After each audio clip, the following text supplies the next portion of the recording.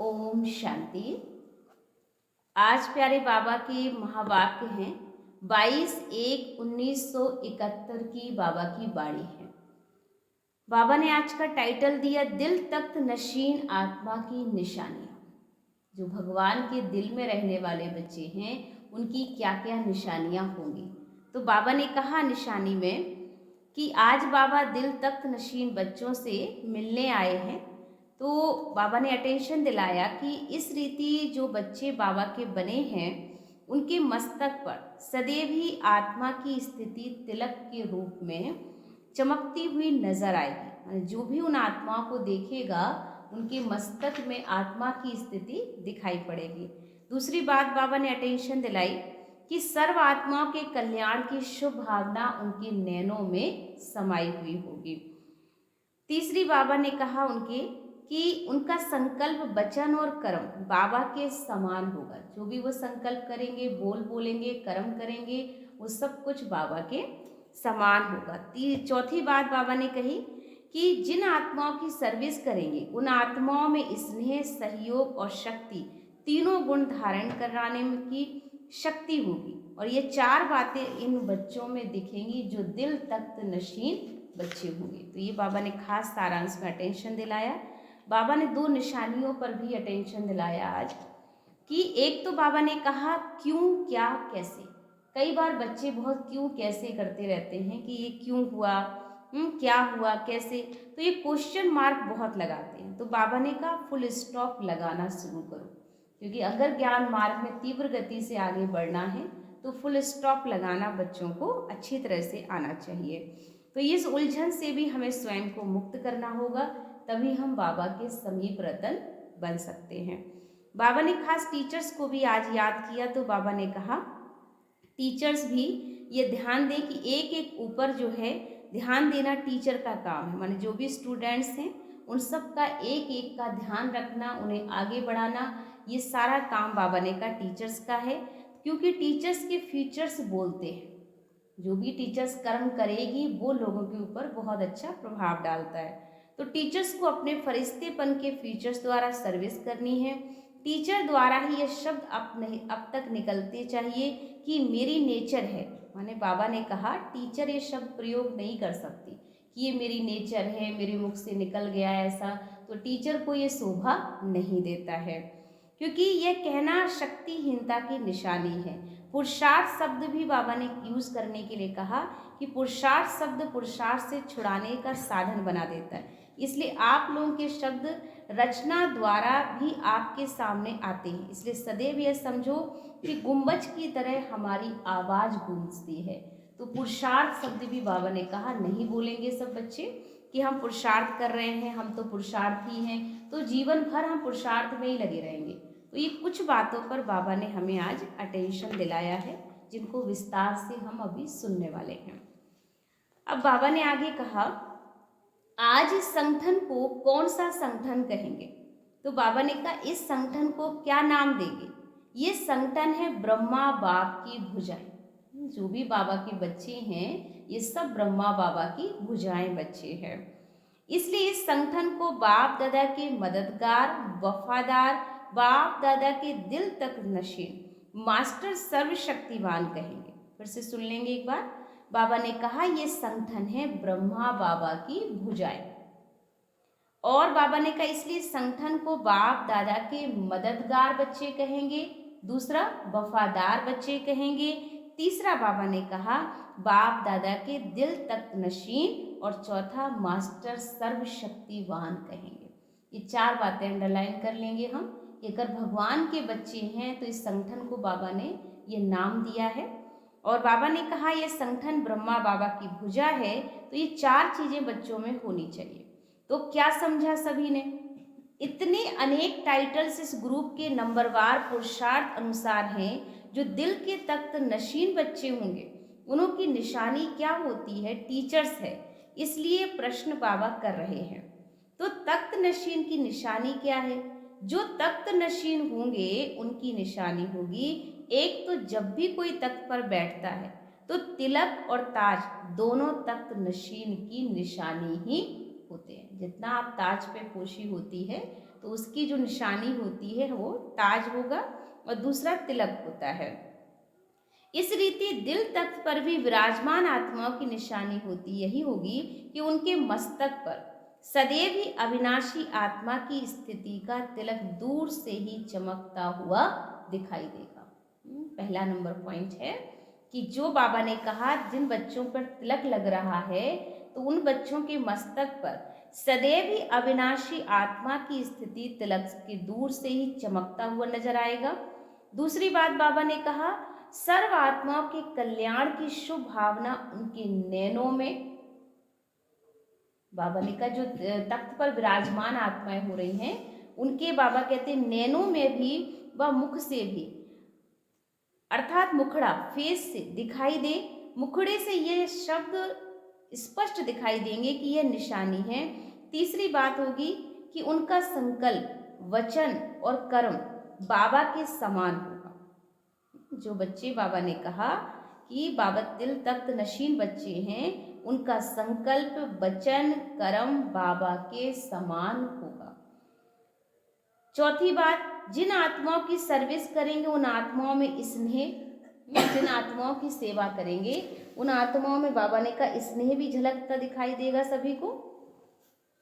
और बाबा ने कहा स्नेह के साथ साथ क्या दिखेगा सहयोग और शक्ति, तीनों ही गुण धारण कराने की उसमें शक्ति होगी। तो ये चार बातें उनकी निशानी होंगी। तो अभी आप अपनी रिजल्ट को चेक करो कि ये चार ही निशानियां कहाँ तक हम बच्चों में दिखाई देती हैं। तो सभी ब्रह्मावत से जो लिखा है उस पर अंडरलाइन करें और चेक करें कि क्या ये चार निशानियां हमारे जीवन में दिख रही हैं जो हम भगवान के दिल तख्त नशीन बन सकती है। ये रिजल्ट हमें चेक करनी है। जैसे जो स्वयं होता है ना वैसे ही समान बनाता है। आज टीचर संगठन में है इसलिए ये सुना रहे हैं, जिन्हों की आप सेवा करते हो वह ये कर रही हो उन्होंने ये सब बातें भरनी चाहिए। बाबा टीचर्स को अटेंशन दिला रहे हैं कि आपको खुद तो करना ही है लेकिन जिनकी सेवा में आप उपस्थित हो उनको भी आपको ये सेवा करनी है। तो अब तक रिजल्ट क्या है, हर एक अपनी रिजल्ट को तो देखते ही हो। मेजॉरिटी क्या दिखाई देता है, कोई में स्नेहपन की विशेषता है, कोई में सहयोगीपन की विशेषता है, लेकिन शक्ति रूप की धारणा कम है। अंडरलाइन करें पॉइंट। बाबा ने कहा कि स्नेहीपन की कोई बच्चों में स्नेहीपन की विशेषता है, कोई में सहयोगीपन की विशेषता है, लेकिन शक्ति रूप की जो धारणा है वो बच्चों में कम दिख रही। और जो प्रेजेंट टाइम चल रहा है इस समय सबसे ज़्यादा हमें शक्ति रूप की धारणा करने की सबसे ज़्यादा ज़रूरत पड़ेगी, क्योंकि जब तक हमारे शक्ति रूप नहीं बनेंगे माया का फेस नहीं कर पाएंगे। और जो आने वाला टाइम है वो हमारी शक्ति का ही प्रदर्शन का होगा। इसलिए सबसे ज़्यादा हमें अपने आप को शक्तिशाली बनाने की ज़रूरत है। और ये चीज़ बाबा हमें अक्सर कह रहे हैं कि बच्चे अब शक्ति रूप बन जाओ। बाबा ने कहा कि इसकी निशानी फिर क्या दिखाई देगी, मालूम है शक्तिपन की कमी की निशानी क्या है, परखने की शक्ति कम की निशानी क्या है। एक बात तो बाबा ने कहा सुनाई सब बच्चों को, सर्विस की सफलता नहीं, उनको उनकी स्पष्ट निशानी दो शब्दों में दिखाई देगी। ये भी पॉइंट नोट करें कि सर्विस की सफलता नहीं है बच्चों को, उनकी स्पष्ट निशानी दो शब्दों में दिखाई देगी। अगर सेवा में हमें सफलता नहीं मिल रही है उसकी कमी क्या है, तो बाबा ने कहा उनका हर बात क्यों क्या कैसे, उनके अंदर हर बात पे क्या क्यों कैसे ये शब्द निकलेंगे। ये क्वेश्चन मार्क बहुत होगा। ड्रामा का फुल स्टॉप देना उनके लिए बड़ा मुश्किल होगा। इसलिए स्वयं ही क्यों क्या कैसे की उलझन में होगा तो दूसरी बात है कि वह कभी भी समीप आत्मा नहीं बना सकेगा। अगर बाबा ने कहा खुद ही बच्चा क्यों क्या कैसे की उलझन में उलझ रहा है, मुश्किल में है, तो बाबा ने कहा दूसरों को भी वो इतना अच्छा अनुभव नहीं करा सकेगा, ना वो समीप खुद बाबा के हो पाएगा, ना दूसरों को भी समीप संबंध में ला सकता है। तो बाबा ने अक्सर कहा उसको कि फुल स्टॉप देना उनके लिए बड़ा मुश्किल होगा। तो इसलिए स्वयं ही क्यों, क्या, कैसे की उलझन में होगा। दूसरी बात, वह कभी समीप आत्मा नहीं बना सकेगा। संबंध में लाएगा लेकिन समीप संबंध में नहीं ला सकेगा। समझा? संबंध में तो आत्माएं उसके द्वारा आएंगी। क्यों, क्या, कैसे वाले जो लोग होते हैं ना, वो बाबा के घर तक तो बच्चों को पहुंचा देंगे, लेकिन कहीं ना कहीं उसे बाबा का समीप संबंधी नहीं बना पाएंगे। ब्राह्मण कुल की जो मर्यादाएं हैं, उन सर्व मर्यादाएं स्वरूप नहीं बना सकेंगे, क्योंकि स्वयं में शक्ति कम होने के कारण औरों में भी इतनी शक्ति नहीं ला सकते जो सर्व मर्यादा को पालन कर सके। कोई ना कोई मर्यादा की लकीर उल्लंघन कर देते हैं। समझते सभी होंगे, समझने में कमी नहीं होगी, लेकिन मर्यादाओं की समझ पूरी होगी, परंतु मर्यादाओं में चलना, ये शक्ति उन बच्चों में कम होगी। देखा जाए तो आज सभी बच्चों को ज्ञान की कोई कमी नहीं है। आज सारे ग्रुप में भी हम सब जुड़े हैं, इतना हर एक बच्चा इस ग्रुप में जुड़ा हुआ बहुत ज्ञानी है, बहुत समझदार है, बहुत सारी चीज़ों से परिचित है, क्लास भी कराते हैं, योग भी कराते हैं, सब कुछ बहुत अच्छा है। लेकिन कहीं ना कहीं हम सब जानते हैं कि हमारी धारणाएं नंबरवार हैं, एक जैसी नहीं होगी सभी की, सबका पुरुषार्थ चल रहा है। तो बाबा ने इसीलिए शक्ति के रूप में बात की कि मर्यादाओं पे चलना और मर्यादाओं की बातें करना बहुत फर्क होता है। तो इस वक्त हमें स्वयं में चेक करना है कि जो ब्राह्मण जीवन की मर्यादाएं हैं, जो श्रीमत है, जो नियम है, क्या हम उस पर चल पा रहे हैं। इस कारण से जिन्हों की ये वह सेवा करते हैं, उन्होंने वह शक्ति कम होने के कारण हाई जंप नहीं दे सकते हैं, क्योंकि खुद मर्यादाओं पे चलते नहीं हैं। संस्कारों को मिटाने में समय बहुत वेस्ट करते हैं। अब इन बातों से अपने स्वरूप को चेक करो। जैसे बहुत बढ़िया और मीठा फल तब निकल सकता है जब उस वृक्ष में सब बातों का ध्यान दिया जाता है ना।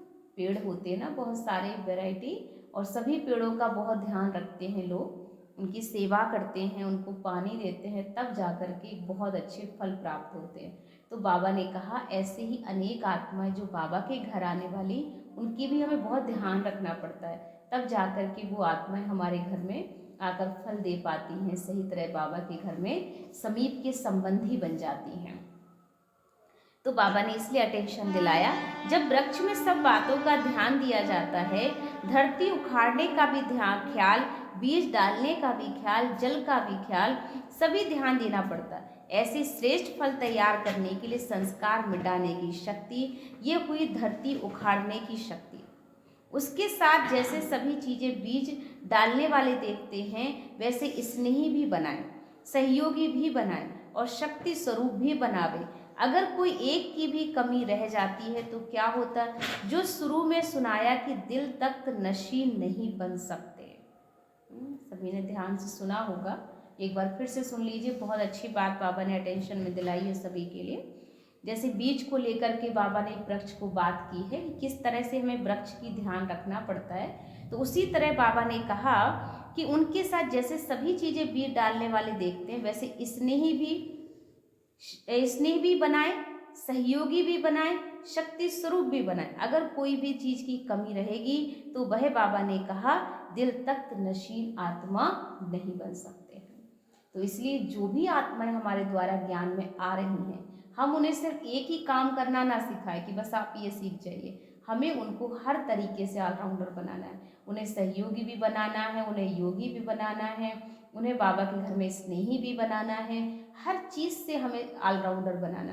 क्योंकि हम सब जानते हैं कि बाबा की दुनिया में 16 कला संपूर्ण आत्माएं बाबा को चाहिए, और 16 कला संपूर्ण आत्माओं के लिए तो सारी कलाएं हमें सीखनी पड़ेंगी यहाँ से। तो ये सब चीज़ों का हम जरूर अटेंशन देंगे। इसलिए टीचर्स को ये ध्यान देना होगा, एक एक के ऊपर ध्यान देना चाहिए। आप लोग जब एम ऑब्जेक्ट सुनाते हो तो क्या सुनाते हो, देवता बनना है, ये तो लक्ष्य देते हो ना। देवताओं की महिमा सर्वगुण संपन्न है, तो वह लक्ष्य रखना चाहिए। सर्वगुण एक एक आत्मा में भरने का प्रयत्न बच्चों को करना चाहिए।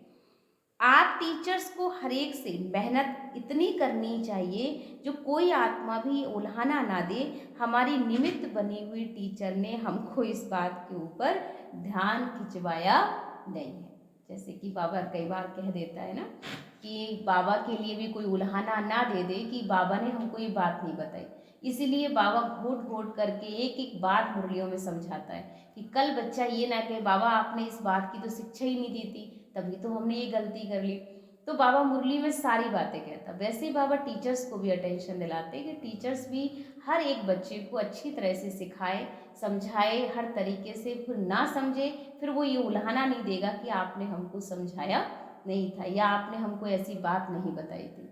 तो हमारा फर्ज है हमें हर तरीके से आत्मा को बताना, समझाना, राह दिखाना है। फिर कल कोई ये ना कहे कि हमें आपने पहले ये बात नहीं बताई थी। इसलिए कोई आत्मा भी ये उल्हाना ना दे कि हमारी निमित्त बनी टीचर ने हमको इस बात के ऊपर ध्यान नहीं खिंचवाया। वह करे ना करे, वह हुई उनकी तकदीर। माने हमारा काम है उनको समझाना, और करना ना करना ये उनकी तकदीर पर निर्भर करता है। परंतु आप लोगों को सभी के ऊपर मेहनत तो करनी ही चाहिए। माने हम अपने दिल जान से ये कोशिश करें कि हमसे जो भी आत्मा जुड़े उस आत्मा का कल्याण हो, वो आत्मा सीखे, कुछ कुछ बन जाए, ये हमारा उद्देश्य होना चाहिए। नहीं तो अब तक की रिजल्ट में कोई उल्हाने अभी तक भी मिल रहे हैं कि सर्विस की कमी है। इसलिए कहा कि सर बातें उन्होंने भरने से वह फल भी ऐसा लायक बनेगा। आप सोचो जितना कोई बड़ा आदमी होता है उनके सामने कौन सा फल रखेंगे, बड़ा भी हो और बढ़िया भी हो। साकार में भी कोई चीज लाते थे तो क्या देखते थे, तो अब बाप दादा के आगे भी ऐसे जो फल तैयार करते वही सामने ला सकते हैं। देखो बहुत अच्छी पॉइंट बाबा ने ये भी कह दी कि बाबा के सामने अगर हमें बच्चे लाने हैं तो वो भी कौन से बच्चे लाएंगे, वो बच्चे बाबा के सामने आएंगे जो बहुत ही अच्छे होंगे, योग्य होंगे, समझदार होंगे, तो वही तो हम बाबा के सामने खड़े कर सकते हैं। अगर हम कोई नालायक बच्चा थोड़ी बाबा के सामने कहेंगे बाबा ये बहुत गुस्सा करता है और आपके सामने खड़ा कर दें। कोशिश यही करेंगे ना कि बाबा के सामने बड़ी अच्छी क्वालिटी वाला बच्चा लेके जाए।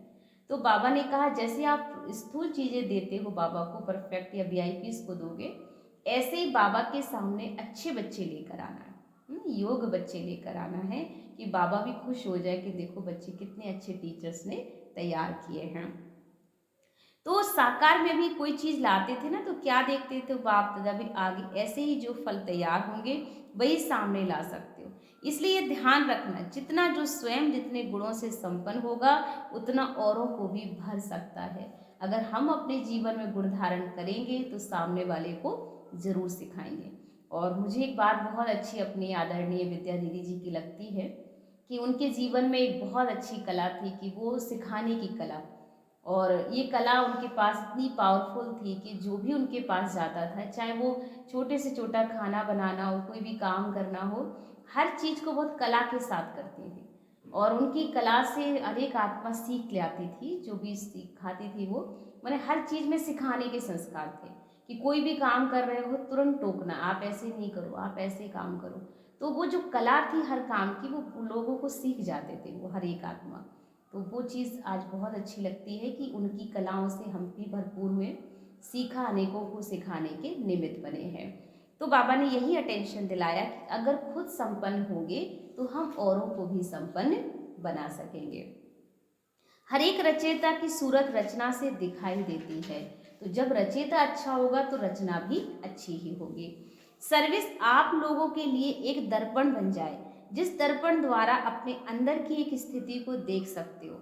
जैसे दर्पण में अपनी सूरत सहज और स्पष्ट दिखाई देती है, ऐसे सर्विस के दर्पण द्वारा अपनी फीचर्स भी सूरत नहीं लेकिन सीरत हमारी स्पष्ट और साक्षात्कार मूरत बन जाए। ऐसा स्वरूप हमारा बन जाए कि लोग हमको देखकर कहें कि सच में ये जिसकी रचना इतनी सुंदर वो कितना सुंदर होगा, जिसने बनाया है वो कितना खूबसूरत होगा, जिसने इतने अच्छे संस्कार इनको दिए हुए हैं। तो ऐसा हमें अपने आप की सूरत और सीरत से दिखाना होगा। वह सूरत का आईना है और यह सीरत का आईना है। तो सूरत तो हम बहुत देख लिए, लेकिन अब हमें दिखानी है अपनी सीरत, माने हमारा व्यवहार, हमारे कर्म, हमारी हर एक्टिविटीज जिस पर सारी दुनिया की नजर टिकी हुई है। तो बाबा ने अटेंशन दिलाया आगे, हर एक को अपना साक्षात्कार स्पष्ट होता है और होना भी चाहिए। अगर अब तक स्पष्ट साक्षात्कार नहीं होगा तो अपने को संपूर्ण कैसे बना सकोगे? जब अपनी कमजोरियों का मालूम होगा ना, तब तो शक्ति भर सकोगे ना। इसलिए अगर स्वयं के साक्षात्कार में कोई स्पष्टीकरण ना हो तो निमित्त बनी हुई बहनों द्वारा मदद ले अपना स्पष्ट साक्षात्कार करने का प्रयत्न जरूर करना चाहिए। माने बाबा ने कहा अगर आप में कोई कमी है तो हम एक दूसरे से सहयोग भी अवश्य ले सकते हैं। तो जब अपनी कमजोरियों का मालूम होगा तो शक्ति भी भर सकेंगे। इसलिए अगर स्वयं के साक्षात्कार में कोई स्पष्टीकरण ना हो तो निमित्त बनी हुई बहनों द्वारा मदद लेंगे, अपना स्पष्ट साक्षात्कार कराने का प्रयत्न जरूर करेंगे। ये बाप दादा का काम नहीं है, बाप दादा का कर्तव्य है इशारा देना, बाकी काम टीचर्स का और हम सभी भाई बहनों का है। इसलिए कभी भी हम ये उल्हाना बाबा को नहीं दे सकते हैं कि बाबा हमको ये चीज़ नहीं सिखाते। बाबा ने इसलिए हर चीज़ बता दी है कि आपको पहले करना खुद होगा और खुद करोगे तभी दूसरों को सिखाने के निमित्त भी बनोगे, साक्षात्कार मूर्त बन जाओगे। अब टीचर्स के लिए बाबा ने बहुत ही अच्छी बात कही आगे। टीचर्स के फीचर्स कैसे होने चाहिए? टीचर्स को अपने फरिश्तेपन की फीचर्स द्वारा सर्विस करनी चाहिए। टीचर्स इतनी एंजल लगनी चाहिए, लाइट लगनी चाहिए, हल्की हो। कोई भी चीज़ की व्यर्थ संकल्प टीचर्स के अंदर नहीं होना चाहिए। और मेरा मानना है कि जब हम व्यर्थ में अगर होंगे तो फिर हम दूसरों को कुछ दे नहीं सकते। तो हमें पहले बहुत ज़्यादा लाइट होना चाहिए। और मैं लाइट रहती भी हूँ, मैं फील भी करती हूँ कि जितना हम हल्के रहेंगे, जितना हम बातों से मुक्त रहेंगे, उतना हम हल्के होंगे और सच्चे भी रहेंगे। तो बाबा से सच्चा बनना है, बाबा को बिल्कुल क्लियर कह दो तो मन आपका बहुत शांत रहता है, हल्का भी रहता है। तो हमें बिल्कुल फरिश्ते बनकर रहना, लाइट बनकर रहना है। टीचर्स द्वारा ये शब्द अब तक नहीं निकलने चाहिए कि ये मेरी नेचर है। ये कहना शक्तिहीनता की निशानी है।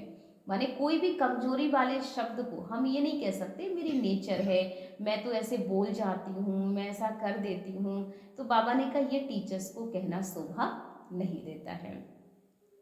इसलिए पुरुषार्थ शब्द भी बाबा ने कहा कहना है कि पुरुषार्थ शब्द से यूज नहीं करते, परंतु पुरुषार्थ शब्द पुरुषार्थ से छुड़ाने का साधन बना दिया है। इसलिए आप लोगों के शब्द रचना द्वारा भी आपके सामने आते हैं। इसलिए सदैव ऐसे समझो जैसे कोई गुंबज में जो आवाज किया जाता है वह लौटकर अपने पास आता है। इतना अटेंशन अपने संकल्पों में भी रखना चाहिए कि हमारे द्वारा कोई भी ऐसी चीज ना निकले, ऐसे संकल्प ना चले। जैसे बाबा ने गुंबज का जो हमें एग्जाम्पल दे दिया, ये बहुत ही खूबसूरत एग्जाम्पल है कि आप गुंबज में खड़े हो जाइए और आप जब आवाज करते हैं तो वो आवाज पूरे गुंबज में घूमना शुरू कर देती है। बहुत जोर से आवाजें होती है और एक आवाज से अनेक आवाजें हमारे पास रिटर्न करके आनी शुरू हो जाती है। तो जैसा हम देंगे हमारे पास रिटर्न वैसा ही आता है। तो हमें अपने आप के कर्मों पे बहुत ध्यान देना चाहिए कि मेरे मुख से, मेरे बोल से ऐसी कोई बात ना निकले जो दूसरी आत्मा को दुख पहुंचे, क्योंकि जैसा हम बोलेंगे वैसा लौटकर हमारे पास ही रिटर्न आने वाला है। तो बाबा ने इस बात को बहुत अच्छा टेंशन दिला दिया, गुंबज की बात को।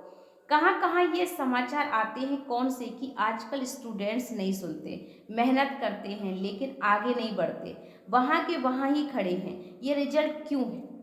बाबा ने कहा, देखो ये भी बहुत अच्छी बात बाबा ने कह दी कि टीचर्स की ये बात बहुत शिकायतें अक्सर करके सेंटरों से बहुत आती हैं कि क्या करें, हमारे तो स्टूडेंट कहना नहीं मानते, हमारा कोई सुनता नहीं है। तो बाबा ने कहा ये भी शिकायत टीचर्स की बहुत होती हैं। तो उसके लिए बाबा ने कहा यह भी अपनी स्थिति का रिटर्न है, क्योंकि स्टूडेंट भी चलते चलते निमित्त बनी हुई टीचर्स की कमजोरियों को परख कर उसका एडवांटेज उठाते हैं, माने उनका फ़ायदा उठाते हैं, क्योंकि वो देखते हैं टीचर्स ही ऐसा काम कर रही हैं तो फिर वो खुद भी करेंगे। तो टीचर्स को बहुत संस्कारों पे काम करना चाहिए कि कोई भी ऐसी चीज़ हमसे एक्टिविटीज़ ना हो कि हम लोगों को एग्जाम्पल बने हुए हैं, हम दूसरों को देने वाले बने हैं। तो हमें बहुत ध्यान रखना चाहिए। और हम ये नहीं कह सकते कि स्टूडेंट में ये कमी है, स्टूडेंट में वो कमी, मेरे स्टूडेंट कहना नहीं मानते, मेरे स्टूडेंट सुनते नहीं हैं। तो जब हम ऐसे बोलेंगे तो घूम करके हमें क्या रिटर्न मिलने वाला है? वही मिलेगा, क्योंकि जब हम कहेंगे हमारे स्टूडेंट ठीक नहीं है तो वो और भी ज़्यादा बिगड़ने ही वाले हैं। तो मैं तो समझती हूँ जो मेरा खुद का अपना यहाँ पे पुरुषार्थ चलता है अपनी सेवाओं को लेकर के, उसमें यही रहता है कि हमें ये ध्यान रखना है कि हमारे जो टीचर्स, जो स्टूडेंट्स हैं वो बहुत अच्छे हैं। और इसका सबसे बड़ी चीज़ मुझे भी भाग्यशाली समझते हैं कि हमारे यहाँ के भाई बहन बहुत बहुत अच्छे हैं और बहुत अच्छे रेगुलर भी हैं। बाबा से बहुत प्यार करते हैं सभी लोग कि उनसे हम सीखते हैं, तो बहुत अच्छी लगन है। तो वो चीज़ देखने के शुरू से एहसास होता है कि जो व्यक्ति करता है तो अपने आप वो चीज़ सबके सामने रिजल्ट भी बहुत अच्छा होता है। तो अगर हम उनकी कमजोरियों के गीत गाएंगे तो कहीं ना कहीं कमजोरी का ही माहौल क्रिएट होता है। हमें उनके प्रति शुभ भावना रखनी है, उससे हमारी सेवाओं का स्वरूप भी बहुत अच्छा होगा। ओम शांति।